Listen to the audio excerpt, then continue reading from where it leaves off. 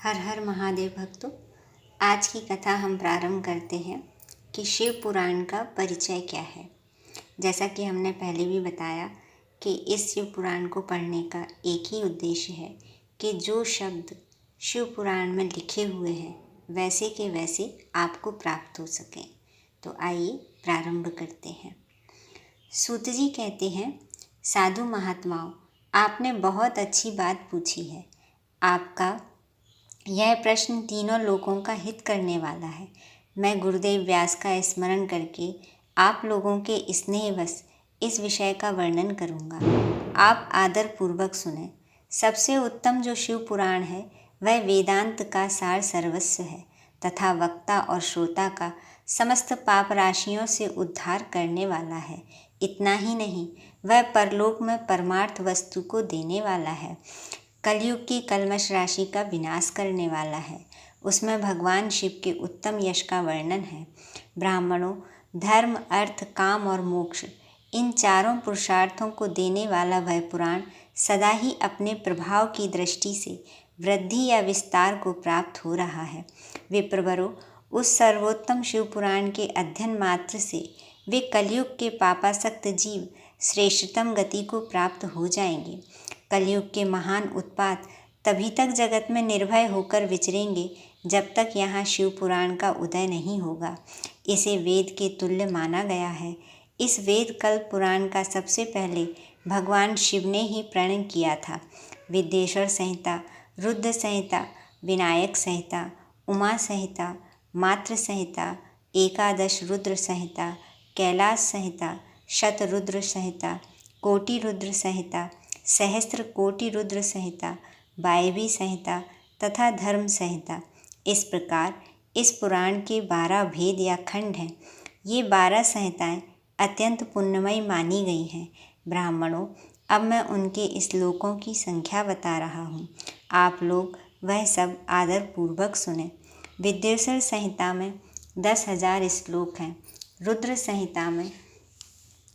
संहिता, विनायक संहिता, उमा संहिता और मात्र संहिता, इनमें से प्रत्येक में 8-8 हज़ार श्लोक हैं। ब्राह्मणों, एकादश रुद्र संहिता में 13,000, कैलाश संहिता में 6,000, शतरुद्र संहिता में 3,000, कोटि रुद्र संहिता में 9,000, सहस्त्र कोटि रुद्र संहिता में 11,000, वायवी संहिता में 4,000 तथा धर्म संहिता में 12,000 श्लोक हैं।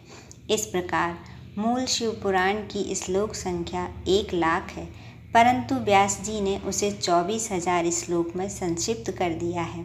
पुराणों की क्रम संख्या के विचार से इस शिव पुराण का स्थान चौथा है। इसमें 7 संहिताएं हैं। पूर्व काल में भगवान शिव ने श्लोक संख्या की दृष्टि से 100 करोड़ श्लोकों का एक ही पुराण ग्रंथ ग्रथित किया था। सृष्टि के आदि में निर्मित हुआ वह पुराण साहित्य अत्यंत विस्तृत था। फिर द्वापर आदि युगों में द्वैपायन आदि महर्षियों ने जब पुराण का 18 भागों में विभाजन कर दिया, उस समय संपूर्ण पुराणों का संक्षिप्त स्वरूप केवल 4,00,000 श्लोकों का रह गया। उस समय उन्होंने शिव पुराण का 24,000 श्लोकों में प्रतिपादन किया। यही इसके श्लोक की संख्या है। यह वेद तुल्य पुराण 7 संहिताओं में बटा हुआ है। इसकी पहली संहिता का नाम विद्येश्वर संहिता, दूसरी रुद्र संहिता समझनी चाहिए, तीसरी का नाम शतरुद्र संहिता, चौथी का कोटि रुद्र संहिता, पांचवी का उमा संहिता, छठी का कैलाश संहिता और सातवीं का नाम वायवी संहिता है। इस प्रकार ये 7 संहिताएं मानी गई हैं। इन 7 संहिताओं से युक्त दिव्य शिव पुराण वेद के तुल्य प्रमाणिक तथा सबसे उत्कृष्ट गति प्रदान करने वाला है। यह निर्मल शिव पुराण भगवान शिव के द्वारा ही प्रतिपादित है। इसे शैव शिरोमणि भगवान व्यास ने संक्षेप में संकलित किया है। यह समस्त जीव समुदाय के लिए उपकारक, त्रिविध तापों का नाश करने वाला, तुलना रहित एवं सत्पुरुषों को कल्याण प्रदान करने वाला है। इसमें वेदांत विज्ञानमय प्रधान तथा निष्कपट निष्काम धर्म का प्रतिपादन किया गया है। यह पुराण ईर्ष्या रहित अंतःकरण वाले विद्वानों के लिए जानने की वस्तु है। इसमें श्रेष्ठ मंत्र समूहों का संकलन है तथा धर्म, अर्थ और काम, स्त्री वर्ग की प्राप्ति के साधन का भी वर्णन है।